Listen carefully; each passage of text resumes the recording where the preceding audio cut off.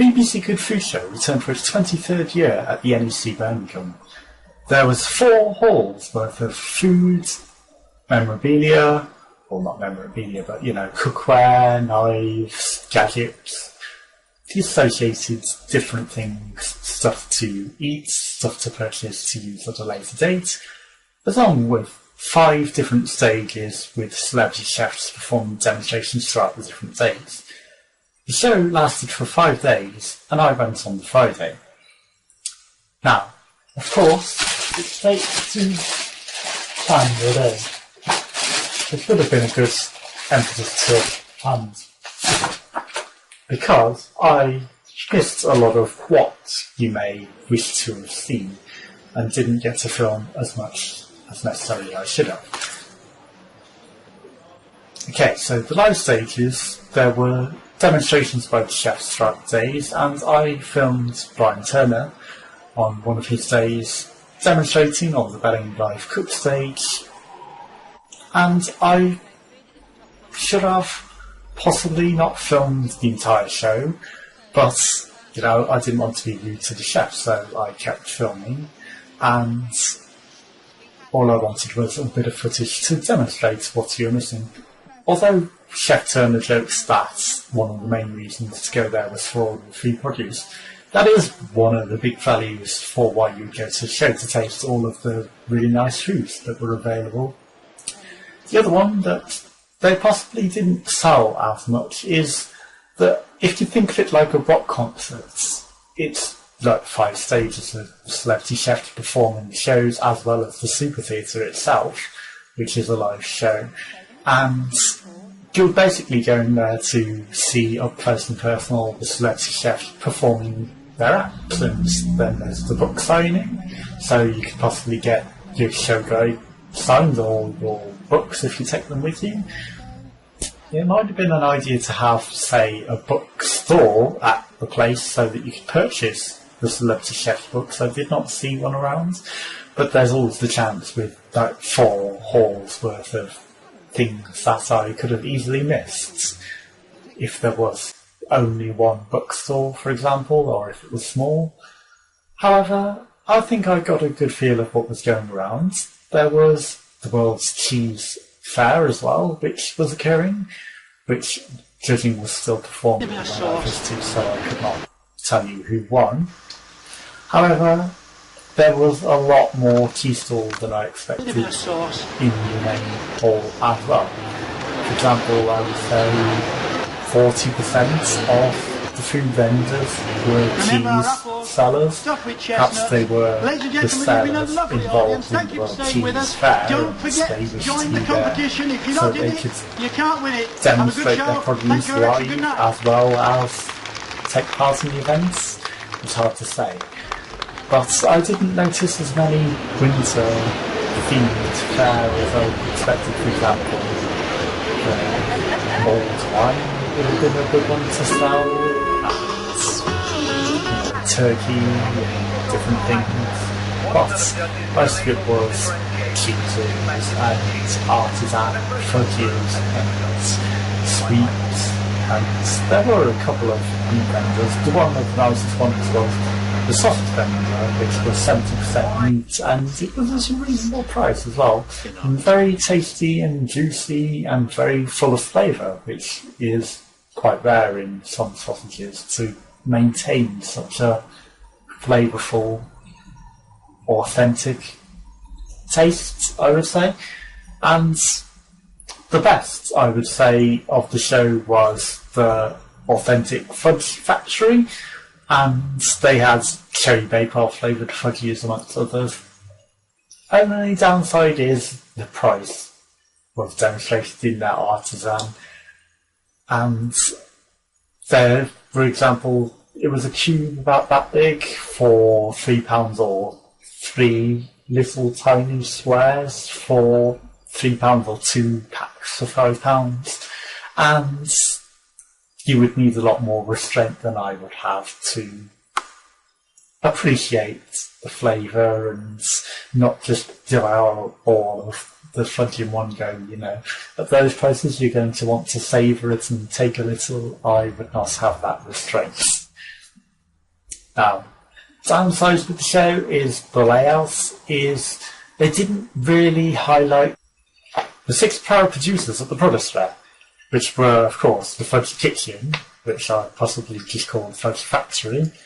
There was Pure Up Cupcake, Succulent Turkeys, Savours on Seeds, and the Ludlow Produce Markets, along with Old Amsterdam. Now, if I would have seen like some sort of banners or specialists, highlighting of this, I would have taken more attention and talked to them. But they weren't really highlighted as they should have been, so, they just looked like ordinary stands in the show and possibly missed out on the special attention they should have got for being the award winners. Saying that though, they did offer nice fare and they did offer samples like you would expect, so they surely made the sales they should have done. Another benefit for the show is the fact that you do get a lot of discounts off everything, along with, if you were to subscribe to the Good Food Show magazine, you would get for £18.20 every 6 issues a £41.50 let's pronounce that correctly, the Cruces gift sets, which was a big giant bowl and 2 little bowls to take home with you. So you would get some nice benefit from subscribing at the show, as well as probably access to the subscriber lounge, which not everyone would have access to throughout the show. But yeah, I'm sure that there was enough there to see when you take all of that into account. But at least 50% of the food venues had samples. Some of the others that didn't were just there to sell tasty produce while you were there. Now, other benefits to go were the Great British Bake Off stands. Well, it's not a stand, it's like a garden, but you go in there and it's 2 can dine on the afternoon tea for £22, and the MasterChef restaurant, which was 3 courses for £18, I believe. That may be incorrect, but that's what it appeared to state on the notice board in front. And for considering the prestige of the restaurants, £18 for 3 courses, you would pay a lot more than that for a high-class restaurant. You would pay a lot more than that for just 1 course at a high-class restaurant. So even if it's just 1 course for the £18, that is still reasonable for the experience you are getting, and the fact that it's quite possibly prepared by the MasterChef contestant or celebrity chefs backstage. Now, when there were the live demonstrations occurring, of course they left the produce out for display. Of course they're saying no one's to take it and taste it, but I'm sure that it might be hinted that you may be able to taste it. I personally didn't try any, and I didn't see anyone else taking any, but considering it is left out in the open, I'm sure that some people may have taken the opportunity to sample the tasty food prepared by the celebrity chefs. Just remember, plan your day to get the most of it. There was a lot to collect on the day as well. For example, there were bags full of recipe cards and leaflets to collect, many of which offer a great variety of recipes from the celebrity chefs themselves, as well as the show guide, which was it was available for free, but it wasn't advertised for free on the actual stands. The stand itself was mentioning more that it was trying to sell the bags, but you may have missed the show guide, and the show guide is definitely something you're going to want to collect. Not only does it tell you about all the different stands and the show-winning produce, the times of the different events on the stages, there's 60 pages of celebrity chef recipes, which, if you take that into consideration, you're purchase of the tickets, you're also getting some free cookbooks from celebrity chefs. So that's a definite plus. After 1 PM, there was also, I believe this is the Good Food Show goodie bag. If not, it's the Tesco Finest goodie bag, and I missed the actual Good Food Show goodie bag, but that has some coffee, Help for Heroes booklets. It had a sample of the sauce, so I got that elsewhere in the bag. Discounts off different things and discounts off memberships. Another recipe cards. Some more recipes. Like I say, you will get plenty of recipes, not only from watching the chefs, but from the booklets that you will collect yourself. Even more recipes. Discounts off some gluten-free breads. Another book of recipes and advice. And 3 samples of sugar.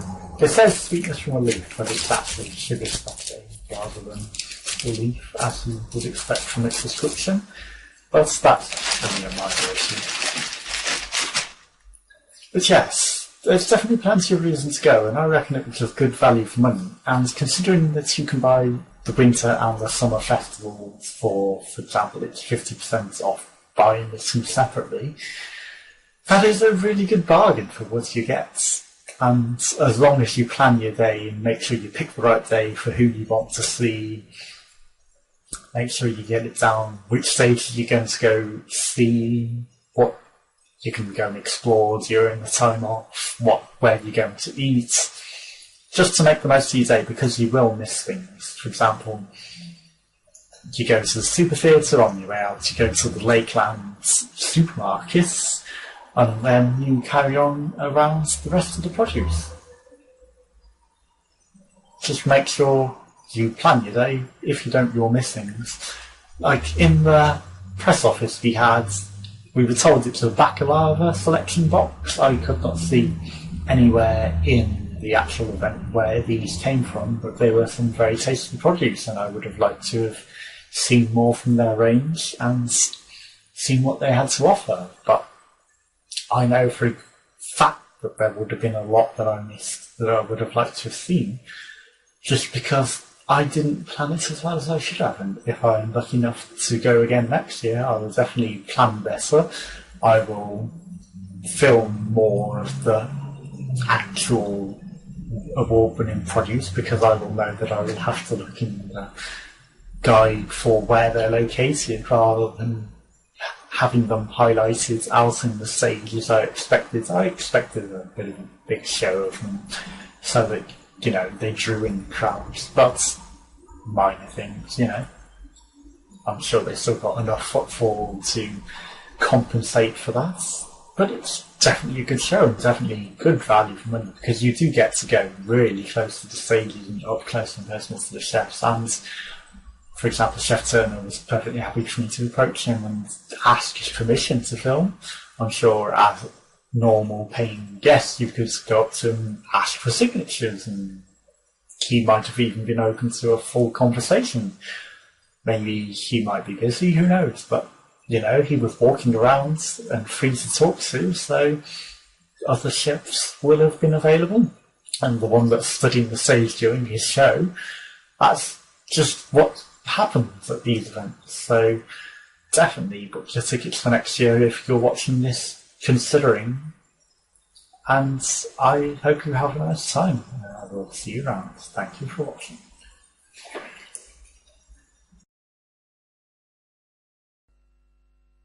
A bit of sauce.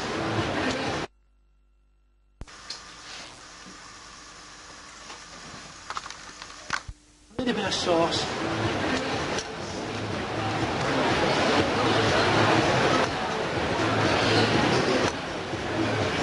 Remember our apples, stuffed with chestnuts.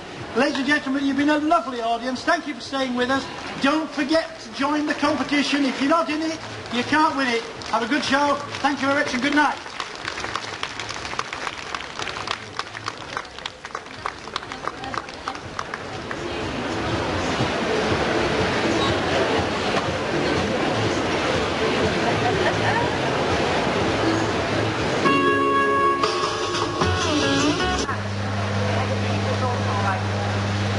judges were unable to differentiate between two magnificent cheeses, but they're both on through and the results. Quite likely.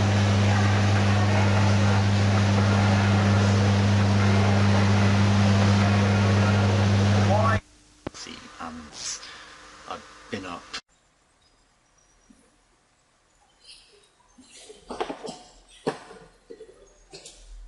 I do have to apologise for the lack of video there. There was a problem with the recording software transferring it over from the camcorder. Lost half an hour's worth of footage, which was really irritating. So there was a lot more to that video, like funny scenes where the chef commented on someone running in front of the show whilst he was performing, and just not paying attention and being very rude, and the celebrity chef that came to watch his show at the back, which shows the interaction with the audience, and all of the funny, witty lines that chef had commented on during his show, which is what you'd want to see. And I was going to edit that, and it was going to be very good, but I lost all that footage because of this, and it's not something that you could replace, so that was rather annoying. Upside though is I was very kindly bought a pack of the Fudge Kitchen expensive fudges from the show for Christmas. Well, these weren't at the show, they were purchased from the website, but they were the same ones that were at the show. And in this you get 9, and of course I've already eaten some and part of some because they were the Christmas presents, and I wanted to eat them and enjoy them. But yeah, there were 9 flavours, and that's the size. And at the show it was 3 of these taster ones for £5, so obviously this would have been more than that. From the website I haven't looked at the price because I don't want to know, because it was a Christmas present. But the flavours are Viva Gauche, which is white chocolate and raspberry, which is that one, which I am going to take a very, very thin slice of, because I'm trying to save them and not just devour the entire thing, because I want to enjoy them. Never suck them out unless you know what you're doing.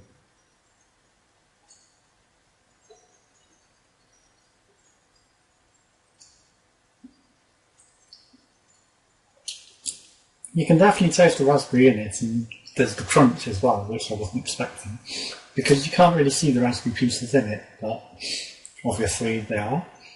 And then the next one is a Sweet and Fire, which is chocolate, orange and chilli. And actually I've got a cup of water over here and trying to avoid the microphone on the way, because I am now not wearing the headset, which is also a change of location, which I haven't mentioned, but time has passed, and obviously because of the problems that I experienced, I've delayed in making the footage because I was embarrassed using all the footage and yeah, sweet orange and chilli. I've already had quite a bit of this one. It's very orangey, and the chilli, it's not that hot, but you get a bit of the tang, but you don't want it to burn your mouth off because it's sweet, and it exaggerates the flavour, I guess would be the right word.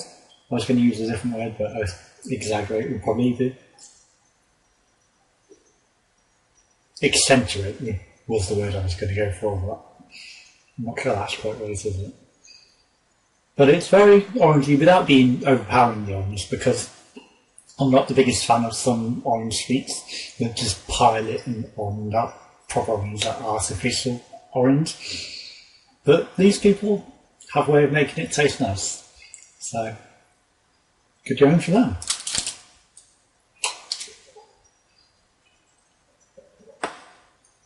Like I say, very, very artisan fudge, and the price shows it, but as long as you're not wasting them on a savouring, then it's worth it. American Smooth Peanut Butter. This one I've been saving because I think it would be my favourite. Just I'm going to try a bit of each one for the camera. I've already eaten all of the coffee one though, which again, I'm not normally a fan of coffee or coffee flavoured sweets, but This managed to work. You know, I was just going to have a little and I got carried away, the whole thing. It also had a coffee bean on the top, I'm sure I will include a picture.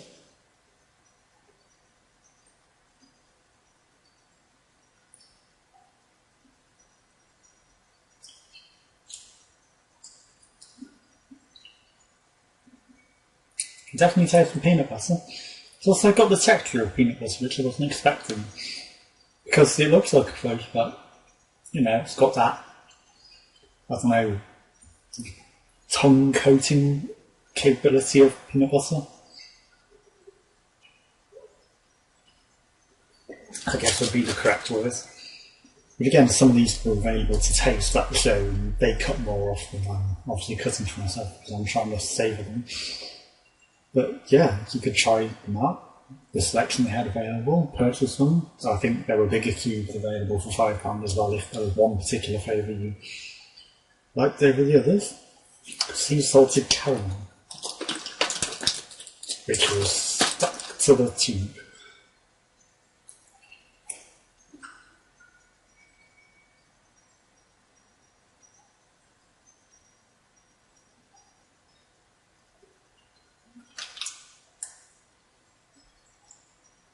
A really nice one.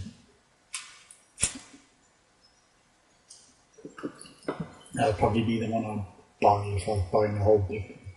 So far, I mean, the peanut butter is really nice as well, and they're all nice. And that one I would struggle to not eat the entire thing myself straight away. But I'm going to resist because I'm trying to savour them and appreciate them.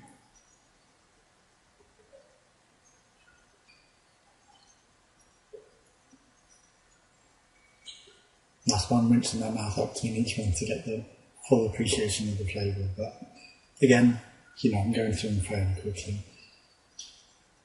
You know what, I'm just save the rest because eating them all together like this, even at thin slivers, is a bit of a waste. But there's vintage vanilla and walnuts, and there's a vanilla fudge and chocolate swirl, although it doesn't really look like a swirl. But, you know, I'm sure it was swirled together and everything. Mocha chocolate, which I already ate. The after dinner mint, which is, I'm going to presume, really, really strongly minty, like an after ice, which obviously is nice. And there's a rich chocolate classic, which I've already eaten half with as well, which is really, really strong chocolate. It looks like it's decorated with gold on top as well, which you buy it from the bottom. It's kind of disguised. But, you know, they're all very, very nice, and I would recommend trying them if you're a fan of fudges, because they are the nicest fudges around. But obviously you pay for that quality, but where else do you get this quality of fudge? Because everywhere else just does standard, normal sort of stuff. Yeah, that was the Good Food Show, and I hope you enjoyed watching the video. Thank you, and I'll see you on next time.